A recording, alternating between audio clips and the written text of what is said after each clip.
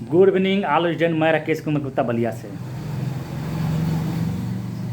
आज के समाज के अनुसार बच्चे की बात की जाती है तो बच्चे पर भी टिप्पणी की गई है। इसकी व्याख्या भी अपने अनुसार की जा सकती है। आज के बच्चे जो होते हैं, बच्चे राष्ट्र के निर्माण के आधार पर कल के नागरिक थे। जैसे कि मिल्टन ने कहा था कि शिशु मनुष्य का उसी तरह प्रबंधन करता है जिस सवेरा दिवस का प्रबंधन करता है। मान लीजिए आप बच्चे हैं, आपके पिता पढ़ाते हैं, हाँ? तो क्या आप उनके दायित्वों का निर्वहन करते हैं? उनका कहना मानते हैं? मानते? जोर से बोलिए, मानते हैं? हाँ।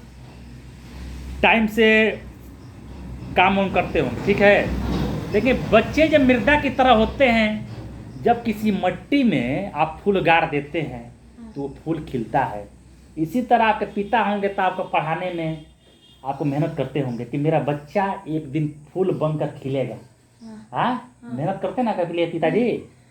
तो क्योंकि समाज की जिस तरह योजना बनाए उस तरह उसके मोड़ भी सकता है। जब समाज चलती है, समाज आज के दौर में ऐसे हैं कि जो छोटे बच्चे चल रहे हैं, बहुत से लोग ऐसे मिलेंगे छोटे बच्चों को बिगाड़ने के लिए नियत से काम करेंगे। अगर आप जाएंगे किसी भीड़ में जाएंगे, कुछ लोग ऐसे मिलेंगे कि आपका दिमाग क्या डाइवर्ट कर देंगे, चेंज कर देंगे गलत काम के लिए। है करेंगे कि नहीं करेंगे? करेंगे। यह कहा गया कि जो बच्चे की आत्मा विजय प्राप्त करता है वो राष्ट्र विजय प्राप्त कर सकता है। एक देखिए, किसी भी समुदाय के लिए बच्चों के मुंह में दुग्ध प्रदान की बेहतर कोई नहीं होता है। जैसे मान लीजिए बाल अधिकारों की घोषणा 20 नवंबर 1900 में अंग्रेज किया गया था। लेकिन देखिए कहा गया है कि जब शोषण के विरुद्ध चले जाएंगे तो उसमें कहा गया, आर्टिकल 24 में कहा गया है कि 6 वर्ष के 14 वर्ष को किसी कारखाने में काम ना किया जाए। उस पर दंडनीय अपराध है, नाबालिग होती है।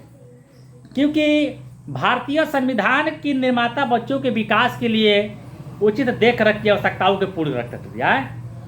अगर संविधान के आप क्या चलते फिरते हैं तो आप संविधान के निर्माताओं के द्वारा चलते फिरते हैं। अगर संविधान बनना है तो संविधान से देश चलती है। इसलिए उन्होंने संविधान में विभिन्न प्रावधान निर्मित किया है। जब अनुच्छेद 15(3) का राज्य के लिए बच्चों के विशेष उपबंध कराया गया था या समर्थन किया गया था, तो अनुच्छेद 45 14 वर्ष के बच्चों के सभी बच्चों के लिए निःशुल्क अनिवार्य शिक्षा प्रदान करने की बात की गई थी। आर्टिकल 21 में शिक्षा की प्रदान की गई है। 6 वर्ष से 14 वर्ष के बच्चों को फ्री में शिक्षा प्रदान की जाए। मतलब जिसकी पिताजी 300 की मजदूरी करते हैं, अपने बच्चों को पढ़ाना चाहता है तो पढ़ा पाएगा? नहीं पढ़ा पाएगा, क्योंकि आर्टिकल 21 में कहा गया शिक्षा की बात की जाए। 6 वर्ष के 14 वर्ष के बच्चों को फ्री में शिक्षा दिया जाए। ये संविधान में लिखित है, मौखिक नहीं है। इसको लिख दिया गया, आप किताब खोलिएगा पढ़िएगा, उसमें लिखा हुआ है। क्योंकि शिक्षा प्रदान करने के लिए राज्य प्रयास की अपेक्षा करता है। अनुच्छेद 39(1) बालकों के स्वतंत्र गरिमा वातावरण स्वस्थ विकास के लिए अवसर सुविधा दी जाए और बालकों बलात्श्रम मानव प्राणियों के व्यापार को निषिद्ध किया जाए।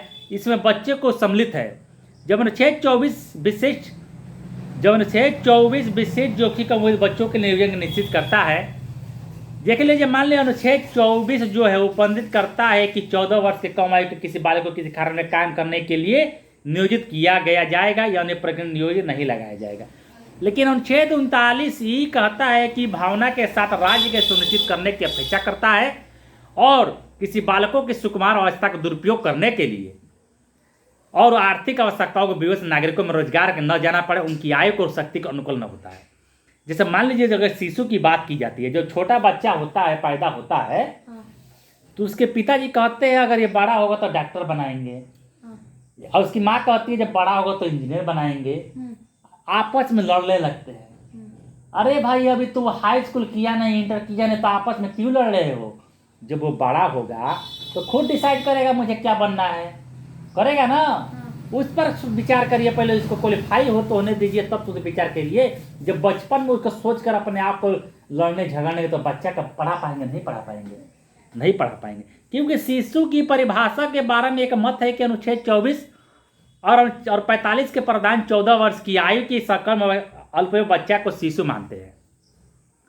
क्योंकि अंतर्राष्ट्रीय श्रम संगठन ILO के मानक किसी व्यक्ति के बच्चा घोषित करने के लिए या 12 वर्ष की आयु निर्धारित करता है। संरक्षण और व्यवहार की दृष्टि से अगर विशिष्ट प्रावधान की बात की जाए तो अलग सीमा के निर्धारित नियोजन उद्देश्यों के बाल श्रम के प्रावधान की बात करती है, क्योंकि जो आज के समाज के अनुसार बात की जा सकती है उसकी व्याख्या भी की जा सकती है। ठीक है, कुछ पूछना है तो पूछिए, कुछ सवाल खड़ा करिए, आप कुछ अपने बोलिए, कुछ बात पूछिए, कुछ नियोजन रखिए, आप क्या करना चाहते हैं आगे बढ़कर, कुछ बात करिए, हम बताएं आपको।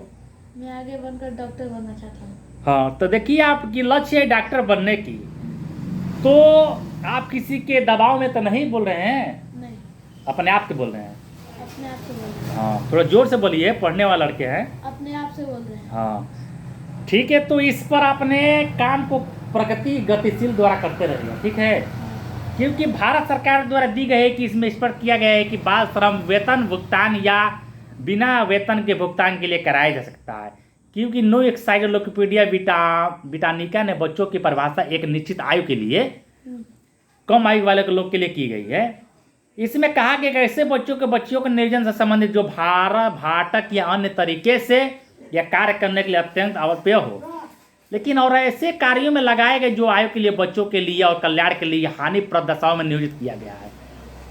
लेकिन बच्चों की सुरक्षा की बात की जाए, लेकिन आज के समाज के दौर में कोई बच्चे भी पूर्ण से सुरक्षित नहीं है, उनका भी शोषण हो रहा है। क्योंकि शोषण नहीं हो रहा है, अगर मान लीजिए कोई बच्चा है, उसको आप बताएंगे नहीं क्या गलत है क्या सही है, तो नहीं बताएंगे, उस शोषण के नहीं होगा, शोषण का पक्का होगा। ठीक है, लेकिन बच्चों की सुरक्षा संबंध में फलदायकों प्रभाव डालने के लिए अनुच्छेद 15, 3, 23, 24 और 39 की और एफ की प्रावधानों के लिए अर्थपूर्ण बनाने के लिए भारत सरकार ने कल्याण के लिए राष्ट्रीय नीति विकास की घोषणा की और उनकी चिंता हमारे उत्तरदायित्व के लिए बताया गया है कि देश के मामले में संसाधन विकास के लिए राष्ट्रीय योजनाओं के बच्चों का कार्यक्रम सर्वोच्चता और वरीयता प्राप्त करना चाहिए, जिससे आप समानता कम हो और न्याय सुनिश्चित हो सके। राष्ट्रीय नीति अनाथ और सुनिश्चित बच्चों के रखरखाव शिक्षा परीक्षण की और उच्च वरीयता देता है। राष्ट्रीय नीति अनाथ पहचान बच्चों के लिए एक बात की जब आपराधिक परिवीक्षा अधिनियम 1958 पारित किया गया था, तो उसमें जिसमें उपबंधित करता है कि साधारणतः 21 वर्ष के आयु के लोगों के कारावास की सजा दी जाएगी। किशोर न्याय अधिनियम 1986 उपेक्षित और उपचारों किशोरी और ध्यान संरक्षण देखरेख कतिपय कृत्यों विधि द्वारा किया गया था, क्योंकि धारा जब 366 भी विदेशों के लड़कियों के आयात से उपबंधित बात करता है कि धारा 372 अपराध व लड़कियों के वेश्याकृति के विक्रेक धारा 373 अपराध की बात करती है। लेकिन मान लीजिए भारत में 11 अधिनियम ऐसे हैं जो 12 वर्ष से लेकर 15 वर्ष की कम आयु के बच्चों का नियोजन निषेध करते हैं। इसमें कहा गया है कि बागान श्रम अधिनियम 1951 था, जब हम लोग मौलिक अधिकार में सबसे पहले 1951 में संशोधन किया गया था।